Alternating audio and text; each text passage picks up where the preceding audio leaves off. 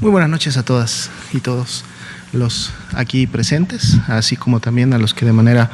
virtual nos acompañan a través de los diferentes medios de comunicación, redes sociales y transmisiones oficiales del Gobierno de México. Estamos en el Palacio Nacional, en la Ciudad de México, y bueno, vamos a dar inicio a la conferencia de prensa de esta noche en relación a la situación que guarda el COVID-19 en México. Vamos a acercarnos a la pantalla para actualizar primeramente los datos estadísticos al corte del día de hoy y, como todas las noches, también proceder a actualizar cómo va el desarrollo de la campaña de vacunación contra el virus SARS-CoV-2 para prevenir COVID-19, enmarcado en esta política nacional de vacunación en México. Como todas las noches, actualizamos siempre estas dos primeras curvas.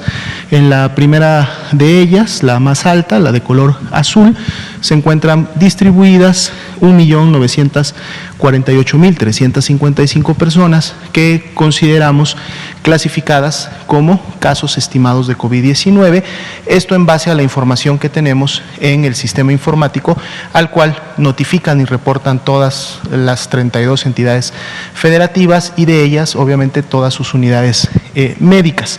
A través también de graficar esta curva podemos ver entonces el comportamiento de la epidemia en México y bueno, hemos estado observando en las últimas semanas cómo la misma ha incrementado en la gran mayoría de las entidades y por eso el resultado final de esta curva es de tipo ascendente para estas semanas. Y si vemos la diferencia entre las dos últimas semanas graficadas, que serían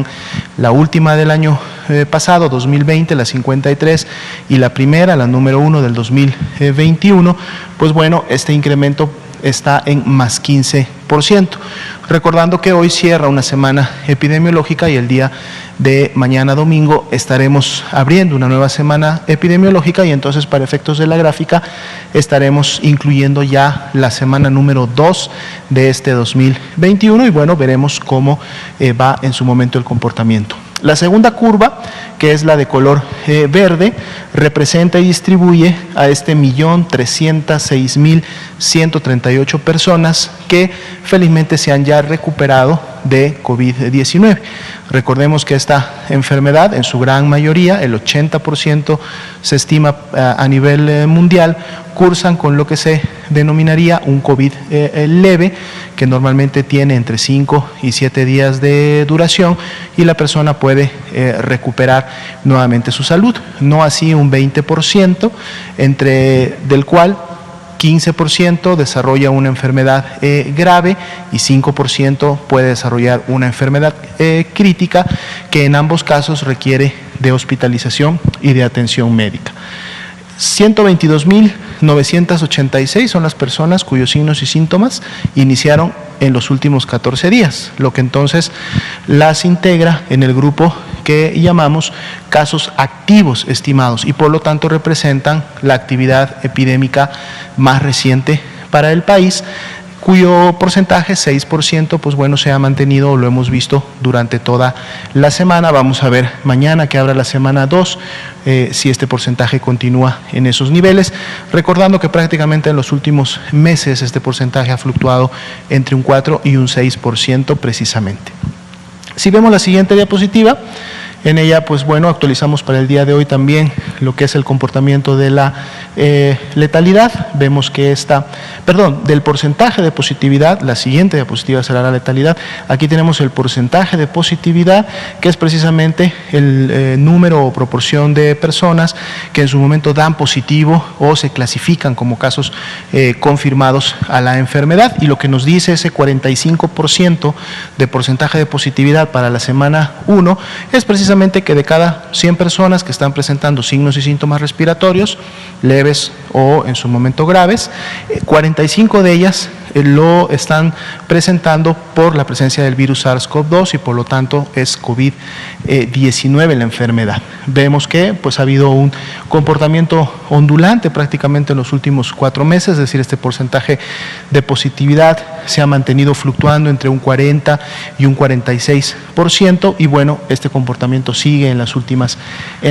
semanas. Son más de 4.404.000 personas las que se han estudiado, que han ingresado a este protocolo a través de las diferentes unidades médicas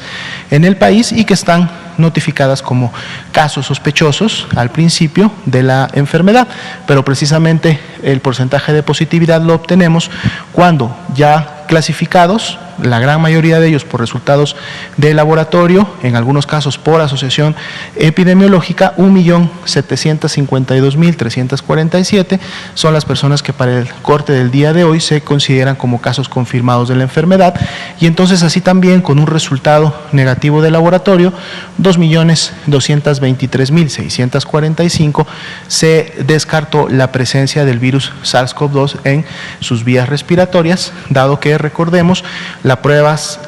que actualmente se utilizan en México para confirmación de casos y para el diagnóstico son solamente dos: la PCR, reacción en cadena de la polimerasa, que es la que se utilizó desde inicios de la pandemia, y la prueba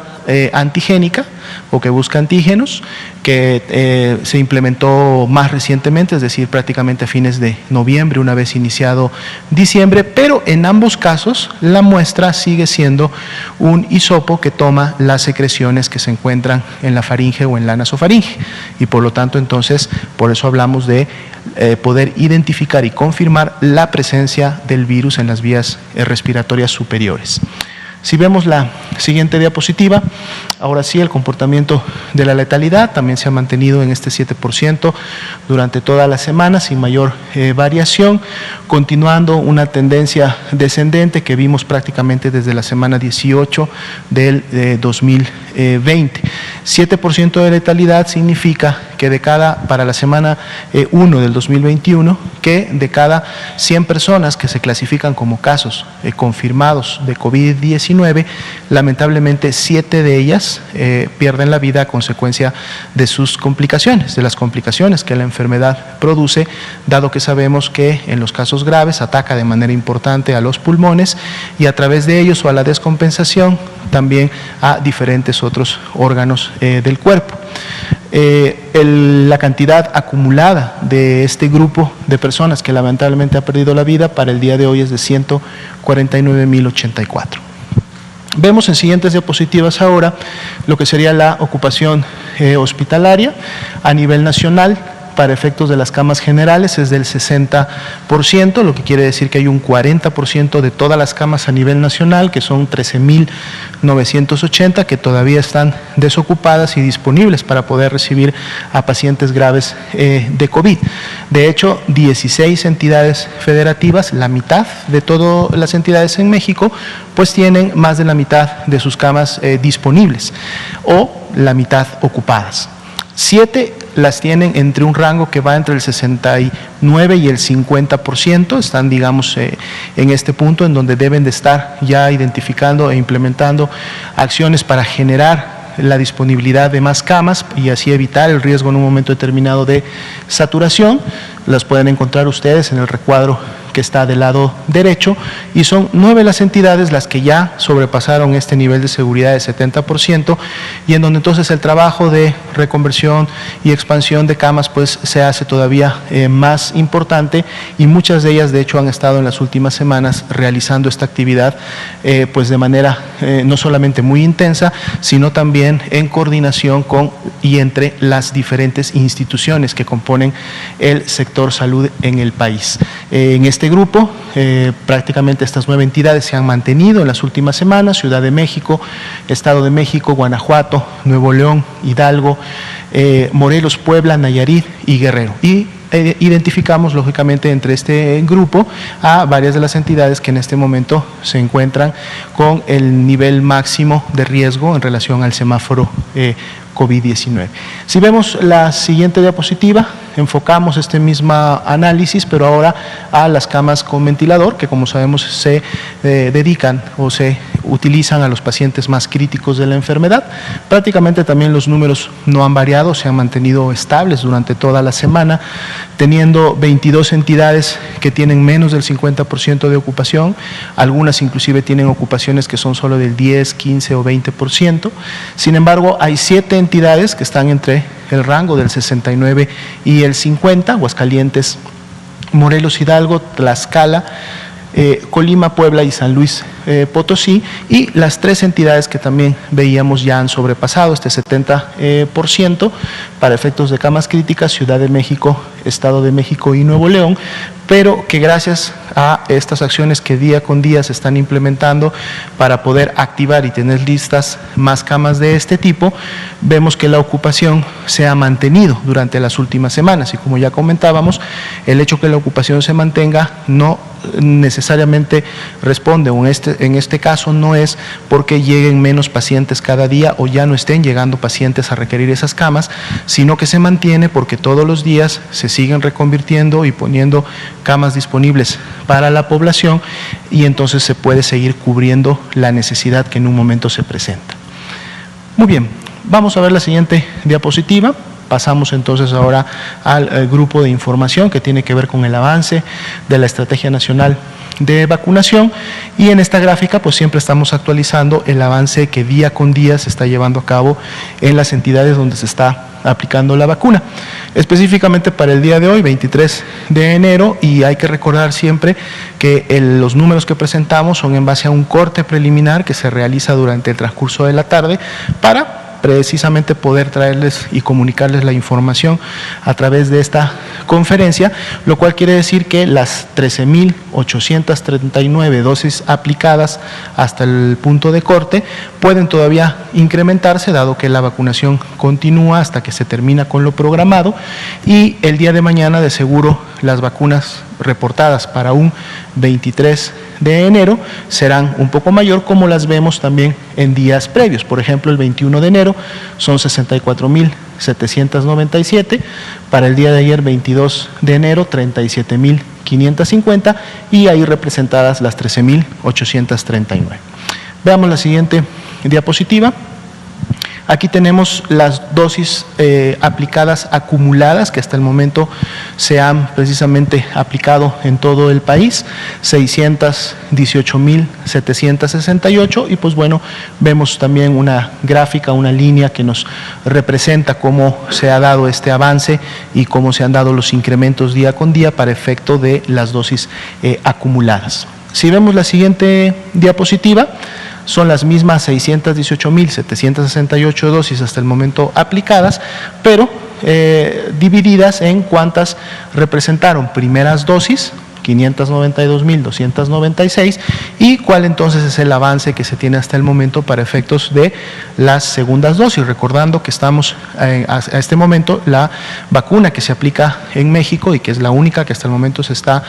aplicando es la vacuna de Pfizer, la cual requiere de 2 dosis para poder lograr los niveles de eficacia que el fabricante pues ha manifestado en sus diferentes ensayos y lógicamente en su documentación.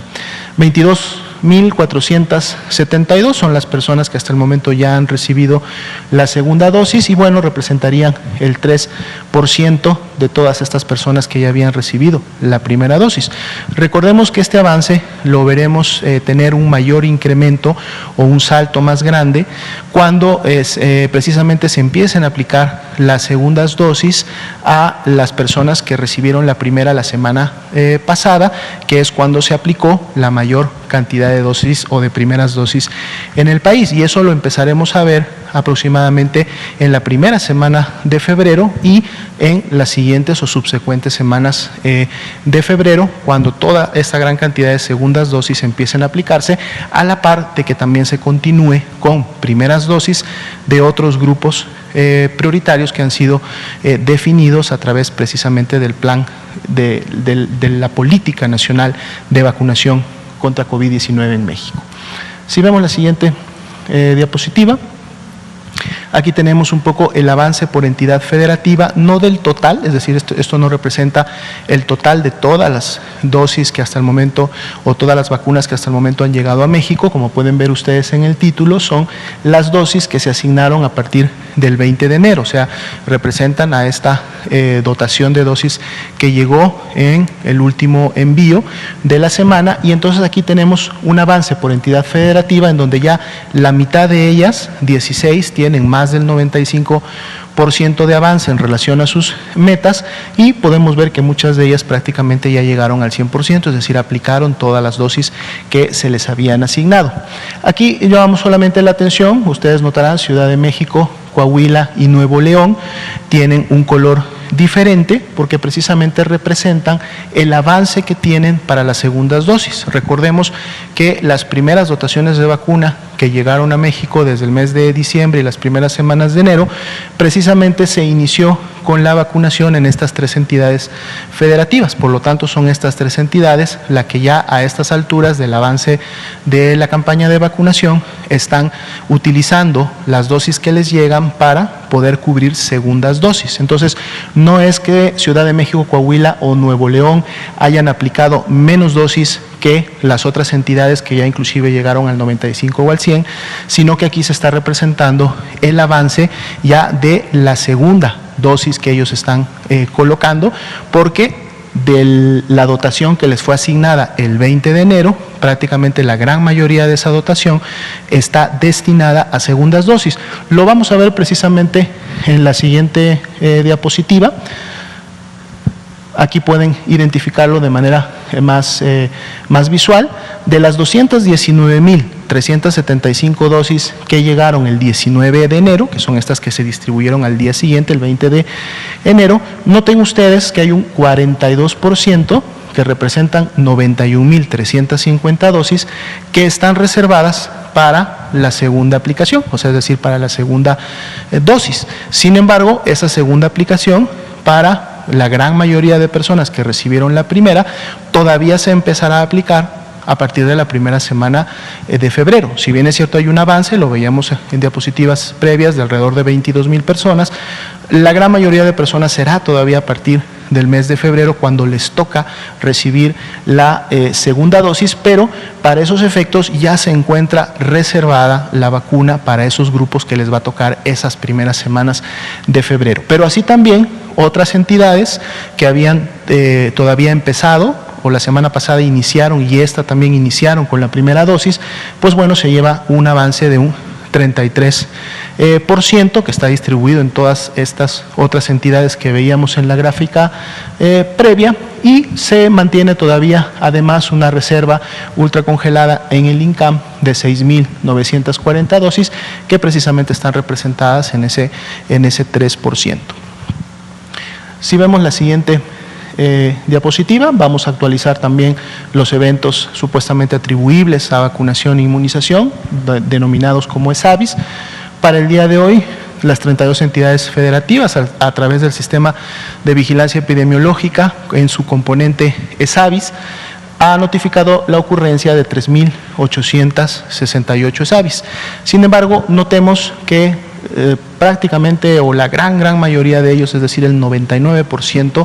son ESAVIS leves, que básicamente se refiere a aquellas manifestaciones que se producen de manera local en donde se aplica la vacuna, o algunas manifestaciones secundarias que en su momento se representan como dolor de cabeza o con febrícula y que finalmente terminan resolviéndose ya sea por sí mismas en las siguientes horas o a veces con la implementación de un tratamiento sintomático. El 1% de todos los ESAVIS reportados, que para el día de hoy son 39, sí tuvieron una clasificación de ESAVI grave al momento de la notificación, y por lo tanto se les dio la atención médica correspondiente, y en prácticamente los 39 casos estuvieron o en observación en un servicio de urgencias o inclusive fueron ingresados a un hospital para poder dar el tratamiento y el seguimiento. De estas 39 personas, 35, la gran mayoría ya felizmente fueron egresadas, tuvieron alta por mejoría, se recuperaron de las manifestaciones que tuvieron, y para el día de hoy solamente 4 continúan hospitalizadas, esperando todavía este proceso de finalizar su tratamiento o su observación. Todas ellas están estables y evolucionando de manera satisfactoria, y esperemos que se unan pronto a las 35 personas que ya fueron dadas de alta. Pueden notar ustedes también como información que tenemos las gráficas de distribución para la edad, para el sexo y para cada una de las entidades federativas en donde se han presentado específicamente estos ESAVIS graves. Si vemos la siguiente diapositiva, aquí tenemos un informe especial que también es al corte del día de hoy de la tarde, de las 4 de la tarde. Recordemos que durante toda la semana se estuvo anunciando y comentando en relación al inicio y aplicación de vacuna a la población, o en este caso a los maestros y maestras y otros profesionales que se dedican a la educación en el estado de Campeche. Esta actividad inició hoy día en la mañana, muy temprano, y al corte o al avance se tenían ya aplicadas 2.766 dosis de vacuna al personal del sector educativo. Si vemos precisamente la siguiente diapositiva, aquí vemos un poco en fotografías cuál fue el inicio de la campaña esta mañana, a través de la preparación de los módulos, el arribo de las brigadas correcaminos, integradas, como sabemos, de manera multisectorial y o interinstitucional por diferentes elementos que contribuyen a poder llevar a cabo estas jornadas de vacunación. En la siguiente diapositiva podemos ver ya el ejercicio en sí de la vacunación una vez instalados los puestos, y bueno, de seguro el día de mañana, en la medida que la información siga fluyendo, recordemos que todavía la información sigue siendo capturada en los diferentes sistemas, de seguro mañana podremos ver un incremento todavía mayor para las vacunas aplicadas el día de hoy, además del avance que se va a tener del mismo domingo. Recordemos que esta estrategia especial puntual para el estado de Campeche va a durar 4 días. Hoy fue el primero, mañana continúa, el lunes y el martes también, específicamente para poder dividir los grupos precisamente de preescolar, escolar, en este caso primaria y secundaria, es decir, educación básica, y luego los grupos de educación media, media superior, así como también las instituciones educativas privadas. Entonces hoy día fue un buen día para el estado de Campeche, en el sentido de que pudo seguir vacunando a su personal que está en primera línea de COVID, pero además también ya inició, en el caso de los maestros de este estado, pues la vacunación, que esperemos llegue a sus metas y cubra a todos ellos el día martes. Muy bien, una vez dada la información, vamos entonces a abrir el espacio para preguntas y respuestas por parte de la prensa. Por favor. Gracias, buenas noches. Arturo Contreras, de Pie de Página. Ayer en la conferencia de prensa de la jefa de gobierno, Claudia Sheinbaum, se anunció que entre un grupo de nutrición del Instituto Nacional de Nutrición, Salvador Subirán, del IMSS, de la Secretaría de Salud de la ciudad y de la Secretaría de Educación y Tecnología de la ciudad, el uso de la ivermectina y la citromicina para el tratamiento de COVID-19. Esto desató como un gran debate, ¿no?, en las redes sociales acerca del uso de estos medicamentos. Y bueno, esto se suma un poco como a algo que hemos visto a través de los lectores y de las personas que conocemos que han tenido esta enfermedad, que normalmente se les recetan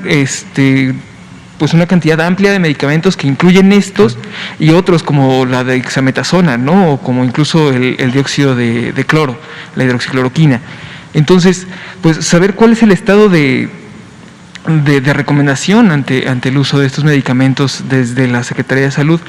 un poco no para decir, estos médicos irresponsables que están recetando esto, no, sino más bien para entender un poco el papel de los doctores, ¿no?, que ante no tener un tratamiento claro contra COVID están haciendo lo que pueden. Entonces, pues también para que la población sepa qué implica tomar ciertos medicamentos o qué implica que les receten tales o cuales medicinas. Claro, con mucho gusto. De hecho, precisamente me gustaría abrir comentando que el día de hoy, precisamente el Instituto Nacional de Ciencias Médicas y Nutrición emitió un comunicado precisamente comentando de que la intervención que se está llevando, que se va a llevar a cabo en la Ciudad de México, que se anunciaba el día de ayer, lo ven ellos como una buena oportunidad, y es precisamente la parte de su intervención de poder llevar a cabo un ensayo clínico controlado que permita en un momento determinado poder generar las evidencias al respecto. Ahora, ¿por qué este punto es importante y por qué abro con esto? Porque hasta el momento, y esto también, digamos, es conocido y ha sido difundido por muchos medios, y además es todavía el posicionamiento oficial de la Secretaría de Salud en base a la evidencia científica disponible hasta este momento, que no se cuenta con precisamente los estudios científicos todavía necesarios o válidos que en su momento demuestren que estos medicamentos tienen la eficacia o tienen la utilidad que hasta el momento en algunos grupos pues se ha estado promoviendo. ¿Sí? Aquí es muy importante mencionar, recordemos, y esto no aplicaría solamente para la ivermectina, sino para cualquier otra molécula, fármaco o sustancia que en su momento se le quiera acreditar alguna utilidad o que se le quiera en su momento generar alguna indicación específica para el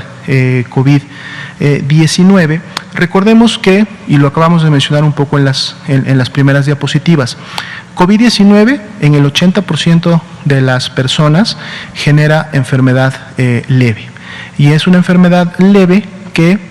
cura por sí sola, es decir, la misma historia natural de este COVID leve hace que una persona que enferma en un promedio que está entre los 5 y los 7 días se recupere de este COVID leve,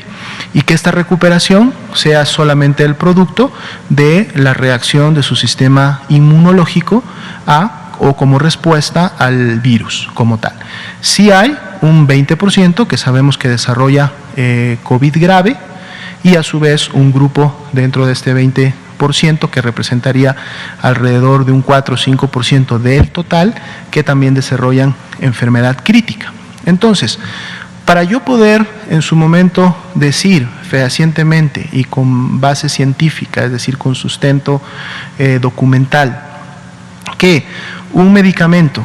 produce curación o mejoría del COVID, tengo yo que demostrar que esto no es producto o de la casualidad o del azar, o tengo yo que demostrar que esas personas que se recuperaron pues no pertenecen a ese 80% que desarrolla COVID leve y que por lo tanto,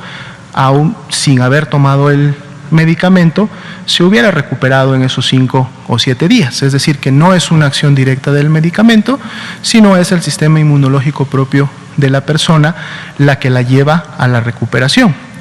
Otro punto importante más, y que todavía sería más relevante, poder demostrar que si yo utilizo este medicamento en este 20% que sí desarrolla enfermedad grave, o inclusive en ese otro menor porcentaje que desarrollan enfermedad crítica, el medicamento va a causar remisión del problema y va a causar mejoría en la persona. Ese es todavía un reto mayor. Entonces, cuando hablamos de esta demostración y de esta evidencia que en su momento tendría que existir,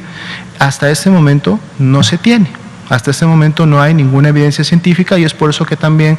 ya desde mediados del año pasado, la misma Organización Mundial de la Salud, en diferentes publicaciones, ha emitido la no recomienda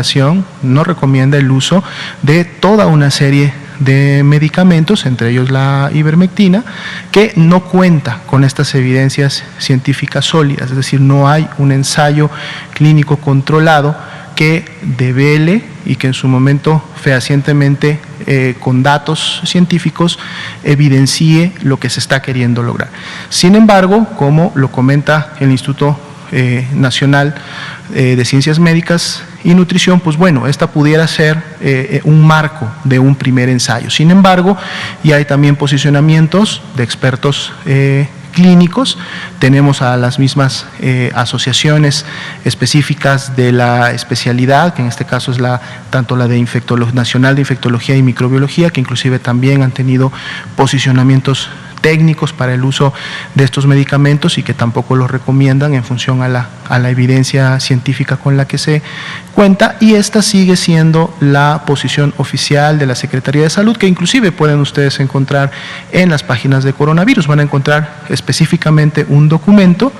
que para fines del nivel federal está coordinado por la misma SINSAE, la Coordinación de Institutos Nacionales de Salud y Hospitales de Alta Especialidad, que coordina el doctor Gustavo Reyes Terán. Él y su equipo de especialistas y de investigadores realizaron este documento que está plasmado, está publicado en las páginas oficiales de la Secretaría de Salud, y ahí ustedes pueden encontrar la relación de medicamentos que hasta el momento no cuentan con esta evidencia científica de que realmente generen curación o tengan una utilidad.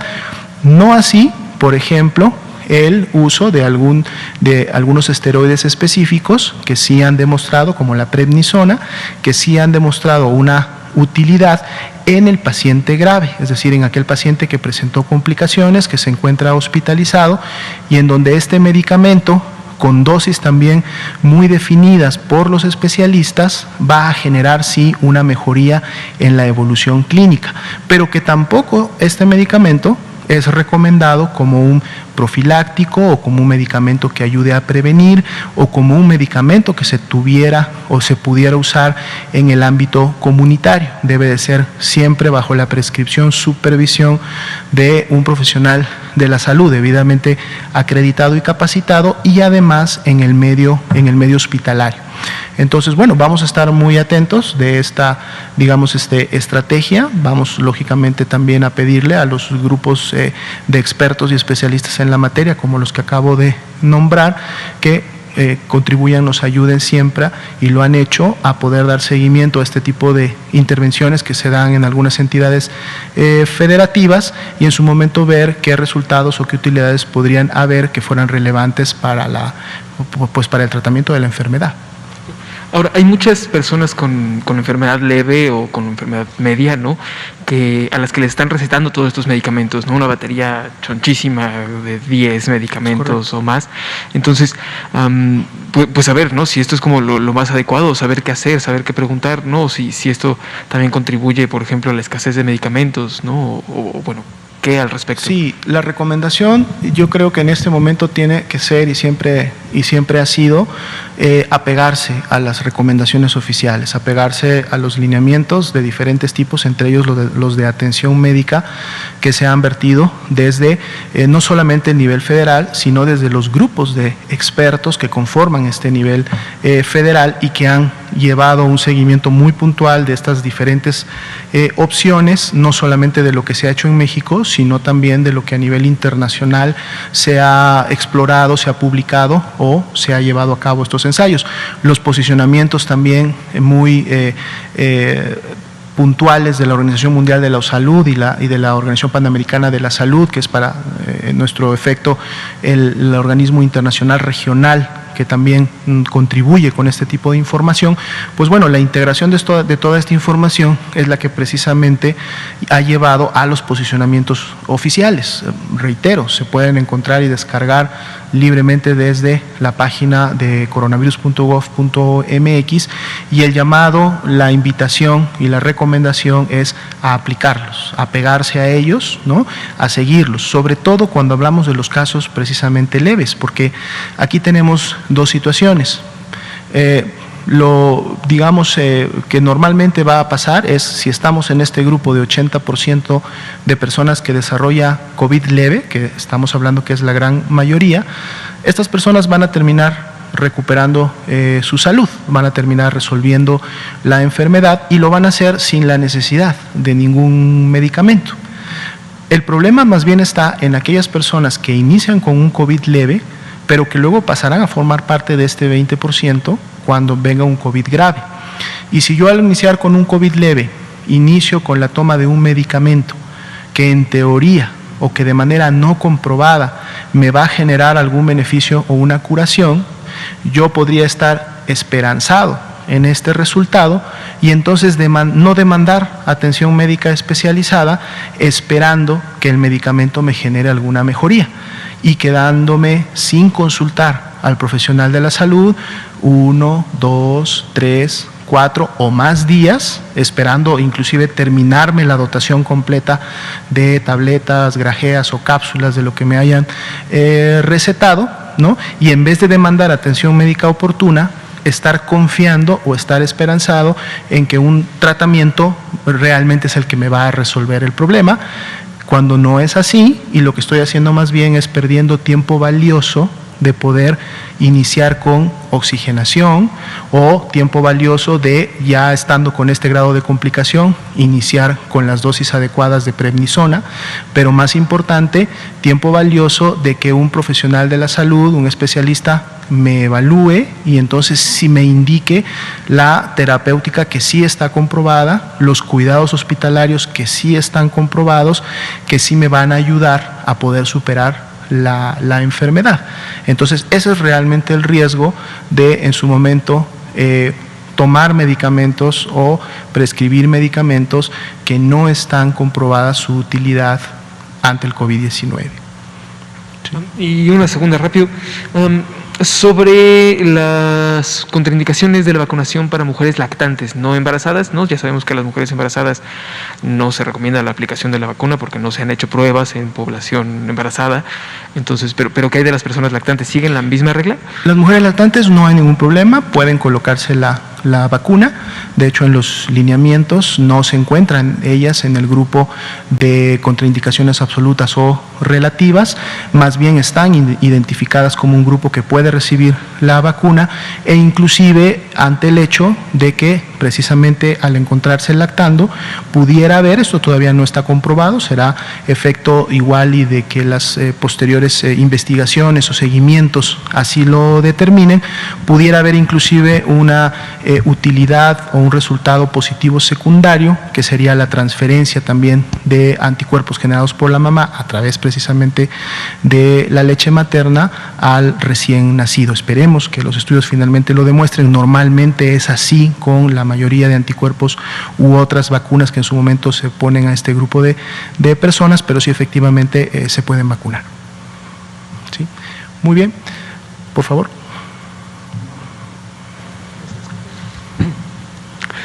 Buenas noches, doctor Alomía. Buenas noches. Buenas noches a todos. Carlos Alvarado de Nueva Zona. Una pregunta, me gustaría saber su valoración al respecto de lo siguiente. El día de hoy se anuncia que se inició la vacunación en el estado de Campeche, que es el único estado en color verde, al sector educativo. Realmente el reporte que nos envía usted ahorita es todavía muy bajo, ¿no? Esperemos que de aquí al lunes aumente considerablemente. Se reservaron 20,000 vacunas al respecto. La pregunta de valoración, me gustaría saber su opinión, doctor Alomía, al respecto de lo siguiente. En el mes de diciembre había 2 estados en color verde, Chiapas y Campeche. Chiapas estuvo poco tiempo en color verde, ahorita pasó a amarillo. Campeche ya tiene un buen tiempo, varias semanas, en el color verde. Entendemos que probablemente no regrese al color amarillo. La valoración es, ¿qué tan conveniente es esto? Si en un momento determinado Campeche regresa al color amarillo como Chiapas, ¿qué va a pasar con el tema de que ya se vacunaron los profesores? De que no se puede regresar a las clases presenciales. Se ha estado midiendo mucho el tema de las clases presenciales por parte de la Secretaría de Educación, sobre todo por la interrelación que hay entre los estados. Hay un estado en color verde o 2, pero el resto está en naranja o en amarillo. Es muy ambivalente esta situación. Sí. ¿Qué pasaría en este sentido? Está bien que se avance, sin embargo, ¿qué nos puede garantizar esta posibilidad de que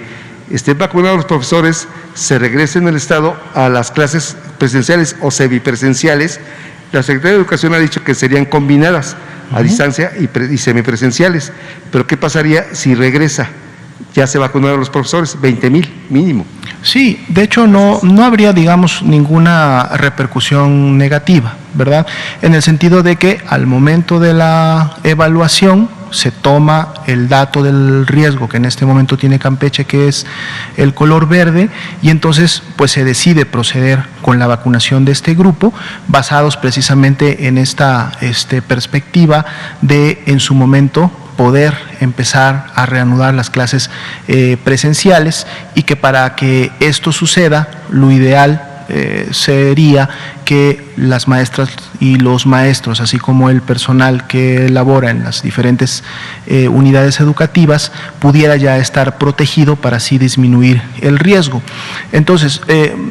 punto 1 sería: se toma la medición en la semana en la cual se define la estrategia. Entonces, dado que Campeche está en verde en esta semana y es el único estado que lo está, si en esta semana algún otro estado hubiera estado en verde, de seguro también podría haberse incluido en esta iniciativa. Sin embargo, es Campeche. Ahora, ¿que Campeche puede subir su nivel de riesgo? Sí, efectivamente, y lo hemos visto lógicamente en todas las entidades federativas en las que han cursado de un nivel mayor a un nivel menor y se han estado moviendo. Pero si esto fuera así, y entonces Campeche no pudiera continuar implementando un plan de regreso a clases presencial, recordemos que la expectativa de la duración de la inmunidad de la vacuna es de al menos varios meses, ¿no? Entonces, en función de eso, no se perdería o no habría ningún problema de que ya el grupo educativo de Campeche estuviera vacunado, porque eso entonces los mantendría ya listos para en cualquier momento, si Campeche cambiara a un nivel de riesgo mayor, pero luego volviera nuevamente a bajar al verde, entonces la estrategia pudiera inmediatamente ser implementada. Es decir, se toma la decisión porque Campeche está en verde, pero no hay ningún desperdicio, en el sentido de que más bien ya tendríamos un grupo listo de trabajadores de la educación en una entidad federativa que tiene toda la perspectiva de mantener niveles de riesgo bajos, dado que lo ha hecho así. Es decir, hubiera sido un poco más riesgoso si hubiéramos realizado la actividad y Campeche apenas tuviera 1, 2 semanas o un mes estando en verde, pero lo que también contribuyó a la toma de la decisión es que Campeche tiene muchos meses en color verde, entonces lo cual le genera una muy buena expectativa de, aún cambiando a un riesgo amarillo, si implementa las acciones y las mantiene, pueda rápidamente volver a regresar a un nivel verde. Eso lo veremos lógicamente la próxima semana, cuando se actualice el semáforo de riesgo quincenal, que es el que se aplica en las entidades federativas, pero ya el grupo vacunado pues ya está listo, y entonces en cualquier momento puede detonar esta iniciativa y lógicamente puede contribuir a la experiencia nacional de cómo pudiera llevarse a cabo un regreso a clases presencial, que además, como comentábamos en conferencias previas, es un modelo que lleva a cabo toda una serie de implementaciones y que tiene todo un lineamiento de seguridad sanitaria para evitar, aún regresando los niños en semáforo verde y aún estando sus maestros y el personal de las escuelas vacunado, continuar implementando las medidas de sana distancia y todas aquellas acciones preventivas que limitarían los contagios en este medio. ¿Sí? Bien, pues muy bien, son las 7:43 de la noche, daríamos por terminada nuestra conferencia del día de hoy. Esperamos que tengan un buen cierre de sábado. Recordemos, la epidemia de COVID-19 en México aún no termina, estamos en temporada invernal, de hecho tanto el mes de enero, febrero y casi todo marzo son los meses en los cuales tenemos las temperaturas más bajas y que por lo tanto contribuyen a que los virus puedan en su momento durar más tiempo en el ambiente o facilitar en su caso la transmisión, sobre todo cuando tenemos personas congregadas o cercas entre ellas, y entonces esto contribuye a que se incremente la propagación y por lo tanto la cadena de contagios. Entonces recordemos, hay que seguir aplicando las medidas de prevención. La campaña de vacunación continuará avanzando. En la medida de que las vacunas continúen llegando a México en las siguientes semanas y en los siguientes meses, podrá ser cada vez más y más y más la población que será vacunada. Recordando que estamos ya por terminar con el personal de primera línea, que inmediatamente empezará la vacunación en las personas adultas mayores, seguidas por las personas que tienen comorbilidades o factores de riesgo, y enseguida toda la demás población, recordando que esta es una campaña que es para todos de manera universal y que además es gratuita. Pero entonces, mientras esto va avanzando, mientras las dosis van llegando a México y se va incrementando la vacunación de las personas, las herramientas que todavía tenemos y que debemos de seguir implementando para disminuir la cadena de contagios, para disminuir la transmisión, son la sana distancia, mantenernos siempre al menos 1,5 metros, idealmente 2 metros de distancia de cualquier otra persona, y obviamente esto lo vamos a lograr todavía de manera más eficiente si nos mantenemos en nuestros domicilios, nos mantenemos en casa la mayor parte del tiempo posible, y que si tenemos que salir al espacio público en donde es más difícil guardar la sana distancia de 2 metros, entonces debemos de utilizar el cubrebocas, lo debemos de hacer de manera adecuada. El cubrebocas debe de tapar nuestra boca y nuestra nariz para limitar lo mejor posible la llegada de los virus a nuestras vías respiratorias. El cubreboca lo debemos de lavar, sobre todo los que son reusables y de tela, constantemente para poder estar limpiando impurezas que pueden quedar en el mismo,